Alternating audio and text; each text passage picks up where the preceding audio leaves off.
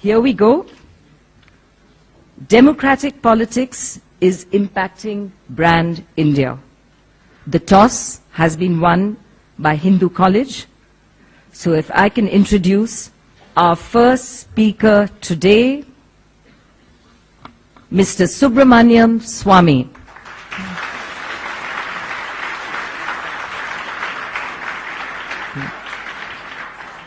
Now, Mr. Swamy is an Indian politician, academic, economist, presently the President of the Janata Party of India.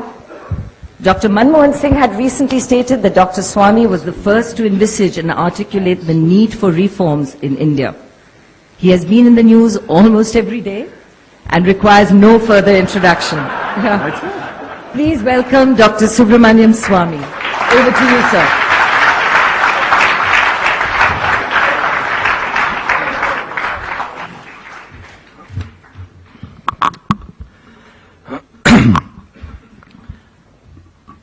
Madam Moderator, ladies and gentlemen, brand India is what makes India attractive as a foreign investment destination. It is also what demonstrates India's ability. We have therefore, because of brand India, inflow of foreign direct investments and other investments, and outflow of where we have performed, such as software.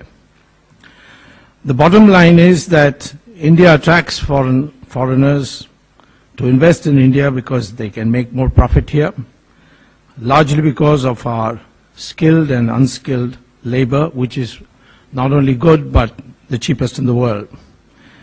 While they are able to bring their capital at very low interest rates which obtain in their countries. It is therefore quite clear that when brand India attracts foreigners to India, there is a lack of a level playing field, and it is the duty of democratic politics to ensure that we are not exploited in this branding that takes place. It is the duty of ensuring level playing field that the democratic politics plays. Thus, democratic politics correctly prevented FDI in retail because Walmart, obtaining capital at 2 to 4% interest rate in their country, in the United States, wanted to enter retail market with no new know-how, and therefore it led to unfair competition because Indian traders had to obtain capital at 12 to 18%. Moreover, foreign countries of the West particularly do not allow free access to our labor, which is not only skilled but the cheapest, and also to agricultural exports, for which we have been fighting in the Doha rounds. This is also brand India, our capacity to export our labor. We have today what is called as the demographic dividend, which 30 years ago we called as the population problem. Today, democratic politics is working for a quid pro quo. Hence, the democratic politics must impact brand India, must ensure that the contours of brand India are such that we ensure that the competition that takes place as a consequence is on a level playing field. We have advantage in labor, and those who want to come to this country have an advantage in capital. And the competition should be fair. And it is this, therefore, why we think that democratic politics must impact brand India. And it is this, for this reason, that some of the decisions which are taken through democratic politics may not be acceptable to the ideologically committed, but certainly something which in the national interest has to be done. So therefore, I support the motion that democratic politics impacts brand India. Thank you.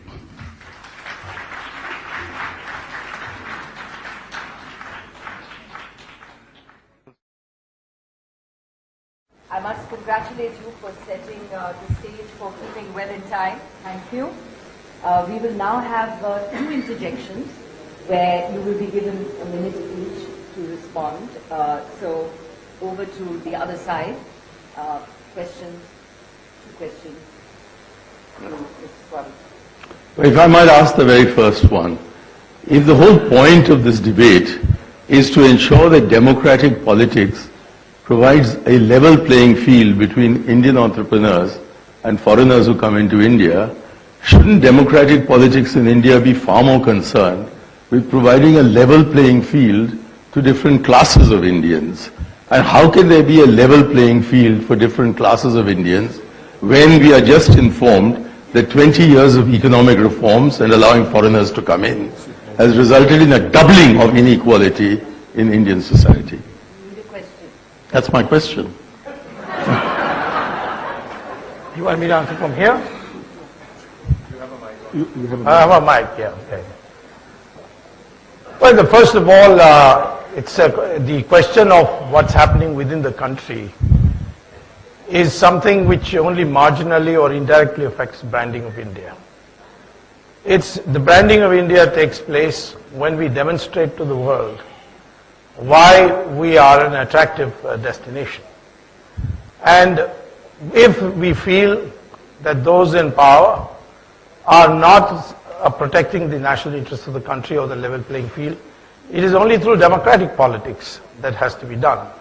I can understand the questioner's problem because he's associated with the emergency and he's associated with all that politics where democratic politics has been looked down upon, and now Facebook and Twitters are also in a lot of trouble, and consequently criticism, exposure, transparency is something a bit alien to them. The question therefore is, what is the responsibility of democratic politics? It is to ensure that there is fair play and level playing field.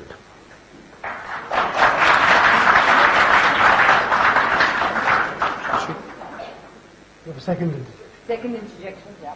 Well, I mean, the opening speaker essentially confined the entire issue of democratic politics to the resisting of FDI in retail. Surely one would have a concept of brand India that goes beyond any one issue. And the question to you, therefore, is, are you not aware of the other ways in which democratic politics... The mic is not working? Is this better? All right. Well, the opening speaker confined his definition of brand India to what makes India an attractive investment destination, confined his discussion of democratic politics to the resistance to FDI in retail.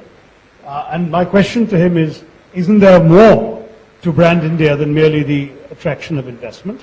And isn't there more to democratic politics than any one issue? After all, even the saga of FDI in retail hasn't yet played itself out. Democratic politics is not an event, it's a process. And the process is ongoing over a period of time. There might still be a different outcome in months to come. Well, perhaps my brevity might have derailed you a bit.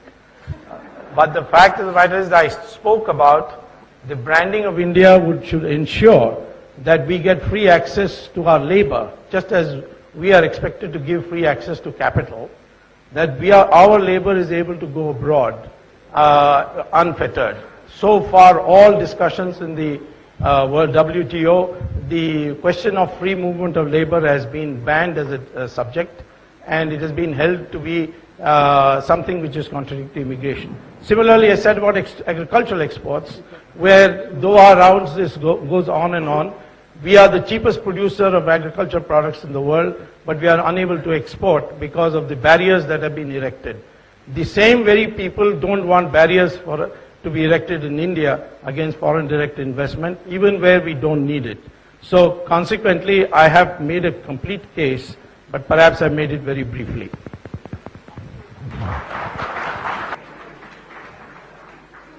Okay. So now we go to speaker number 3 from St. Stephen's, Shashi Tharoor. Now, Shashi is an author, United Nations peacekeeper, refugee worker, human rights activist, a former Minister of State for External Affairs, and now an elected member of the Indian Parliament from Thiruvananthapuram constituency in Kerala. He is an award-winning author of 12 books, including the great Indian novel. In college, he founded the Quiz Club, revived the Woodhouse Society, and was elected president of the Union. Thank you. Madam Chairman, distinguished judges, members of the House. Being the sixth speaker after this very rich and lively debate makes me feel rather like Elizabeth Taylor's sixth husband. I kind of know what's expected of me, but I'm not sure how to do it very differently. But I'll try.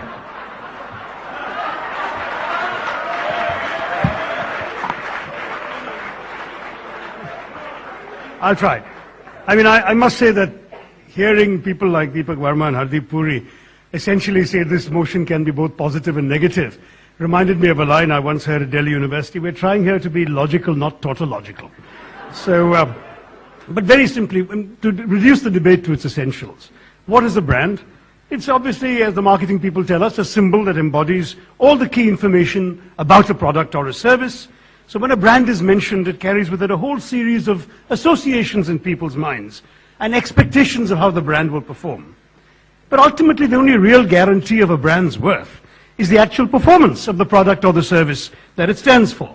If the brand delivers what it promises, it becomes a great asset in itself. So what's brand India? We've heard lots of definitions of it. A country isn't a soft drink or a cigarette, but its name can conjure up certain associations. That's why our first Prime Minister, Jawaharlal Nehru, insisted on holding on to the name India in the Constitution in the face of nativist reassertions for Bharat, right? Because he felt that there was a brand that had been developed, a fabled land, India, the jewel in the crown of the British Raj, that he wanted to hold on to, even if he didn't use the word brand. Now, that then got transformed into the brand of Mahatma Gandhi, as we've been reminded. It then got tarnished, perhaps, by associations with poverty and various setbacks. It's now been revived again. And we've heard about the Davos slogan, fastest growing free market democracy. We've heard of the Stephanian Amitabh Khan slogan, incredible India. All of this summarizes various aspects of what we want people to think of when they hear the word India. I think a fundamental part of this is the unparalleled diversity of India, the geographical diversity, the ethnic, religious, linguistic diversity, and this range of people, even though they come from colleges on both sides of a certain road, living side by side in relative harmony. That is part of Brand India. And Brand India's importance lies, frankly, in the fact that India's claims to any importance in the world of the 21st century lie in those aspects and products of our society and culture that are attractive to people elsewhere in the world. So that when we speak of soft power, as one speaker has already done, it's the right thing to do because we know that hard power can carry the odium of global public disapproval, whereas in the information era, our brand strength is indeed our soft power. That today's world is not about who has the bigger army. It's not the bigger army that wins. It's the country that tells the better story that wins. And what we've seen in the stories, even heard from the wrong side of the motion, have been stories that have strengthened the whole notion of what India is all about. A society with a free press, a thriving mass media. India can tell stories about itself that, frankly, attract just as we're being ourselves. And democratic politics is a fundamental part of that story.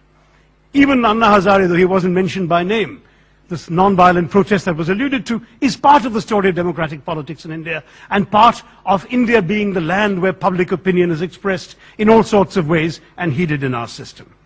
See, Brand India is created partly by the government and partly despite the government, partly by deliberate action, partly by accident. So it's not just what we can consciously portray that's Brand India.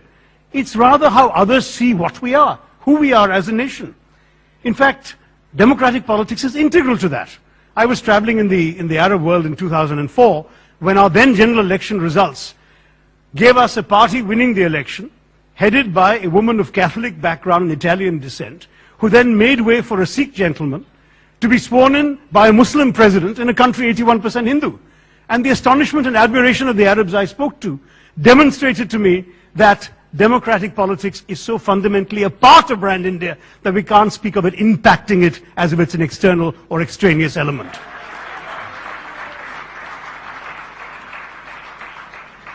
In fact, democratic politics can't affect brand India, can't impact brand India because it is part of brand India. Undemocratic politics can affect brand India. You have riots in Gujarat, or you have a member of the other side writing an article in the newspapers threatening to disenfranchise all of India's Muslims. That kind of undemocratic politics can affect brand India.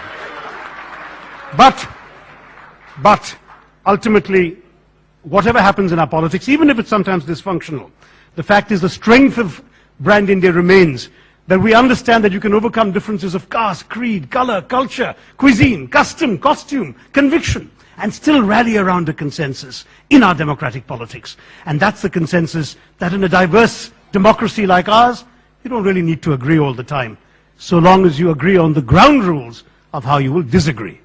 That is the strength of brand India. This debate is a reflection of that strength. And therefore I submit to you, you cannot have an extraneous element as democratic politics. It is central to what brand India is all about, and therefore it does not impact brand India. Thank you.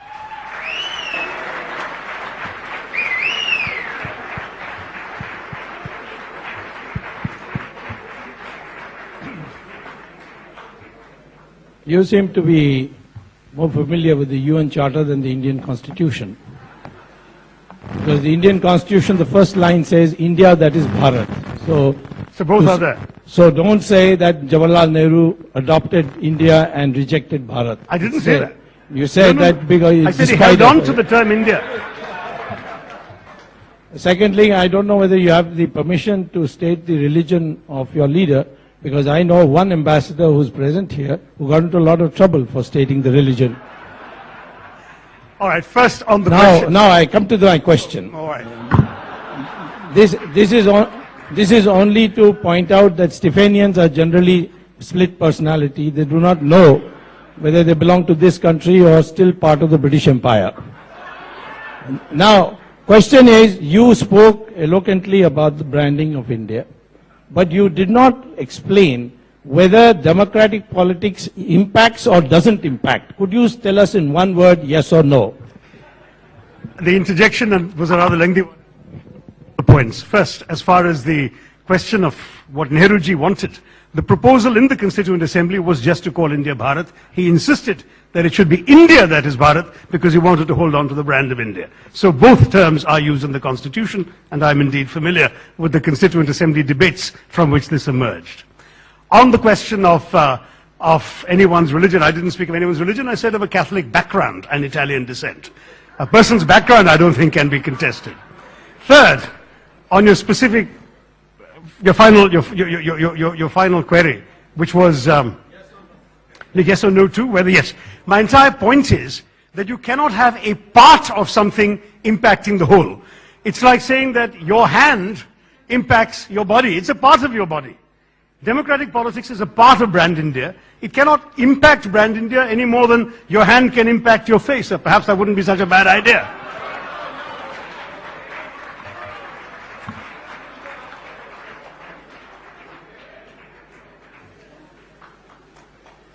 The proposition before this House is, this House believes democratic politics impacts brand India. Do you think that by making out a case that brand India impacts democratic politics, you can get out of the issue of establishing, again a question, yes or no? I've made it amply clear that because indeed brand India has as an integral part of it the entire practice of democratic politics in our country, that to speak of democratic politics in the motion as if it is something extraneous like a meteorite impacting the earth, democratic politics impacting brand India, makes no sense as a proposition.